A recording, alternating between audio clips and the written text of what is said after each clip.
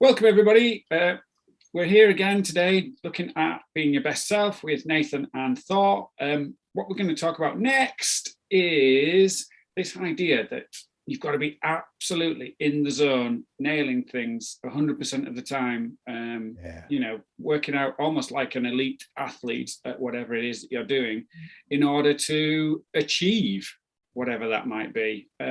And how do we kind of get past that idea first and foremost, because it's prevalent in pretty much everything that we're doing, so that you can go out there and have some fun and not feel guilty about it. So, any tips, suggestions? Really welcome. Well, I'm a big advocate for fun. So, and I actually see fun as essential. And one of the things I talk about with people I support is I talk about laughter supplements. So I work in health. So a lot of the people I work with take supplements and medication. So I talk about the importance of taking laughter supplements 2 a day at least. And if nothing is making you laugh, go on YouTube and watch a little one laugh, and that will get you going. Because I think not only does it give us distraction from the doing of things, but I actually think it's an essential component. It's fun is part of our mojo, it's part of our vitality. And particularly for grown-ups who are all very serious and doing important things in life, I don't know about you guys, but my inner 5-year-old is like, if we haven't had some playtime, they are going to come and mess us up somehow and get us distracted and off track. Does that resonate with you? Yeah, definitely. Absolutely big stuff. Yeah, big time. Exactly. So unless it's like with your kids, if you don't look after them, they will wreck the house. Yeah. And I think actually it's interesting you say that, Thor, because one of the things that is a recurring thing, which actually did really irritate me for a while, but I've now dealt with my demons, is when your kids turn around to you and say, "You're an irritating, embarrassing dad." Yeah. And I feel actually that's my responsibility, because if I'm not irritating and embarrassing, I'm going to be far too serious, and they're not going to have someone to actually look at and say, he's being a bit of a twat today, or a bit of a wally. Absolutely. And I mean, in Iceland, there's a thing called dad jokes. So, I mean, we talk about dad jokes, and then you've got that a bit over here, but back home is an art form. Dads pride themselves on making absolutely most ridiculous jokes. And one of the classic jokes that was actually in a TV program was the kid asking the dad how long till dinner, and he said about 3 meters. I mean, I think that's part of the job description, but I think also that kind of sense of particularly for those of us who live in an aspirational way, we can have this sense of high performance, and we can believe that we should be high performing all the time. And I think that's not only is it unhelpful, I think it's actually destructive. Absolutely. Because we go way beyond our own capacity. And if you think about like top athletes, what a lot of them do now is visualizations where they'll actually run through their program routine or the game or whatever it is, so that they can practice and train their muscle memory without actually exhausting their physique. You can't train at competition level every day. No. And actually those in true high performance environments, they do know this. Because if they don't, they burn out. So you just degrade, don't you? You just degrade. I mean, I've really noticed that myself. Just even doing, I mean, I wouldn't say I was a high performance athlete at all, but just the idea that actually just running faster. So I quite like the park run. It's great fun. You get to be timed, you get to run around, you get to chase people, which is always good fun. I don't know why that's a hobby of mine, but chasing people seems like a good thing to do.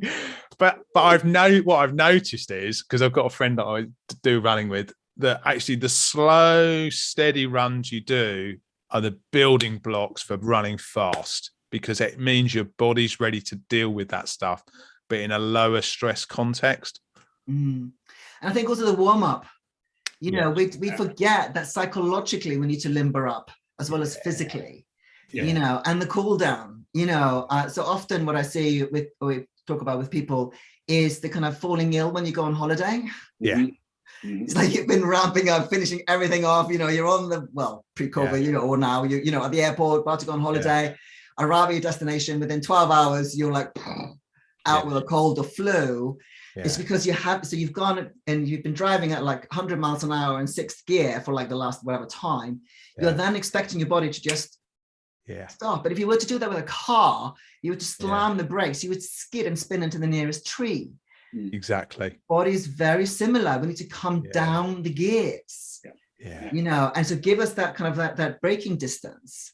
Yeah. And it's like a year ago, I did a silent retreat for a week. So I built in a week for me to actually come up the gears again, because obviously I'd slowed down to the point where my mind was very still.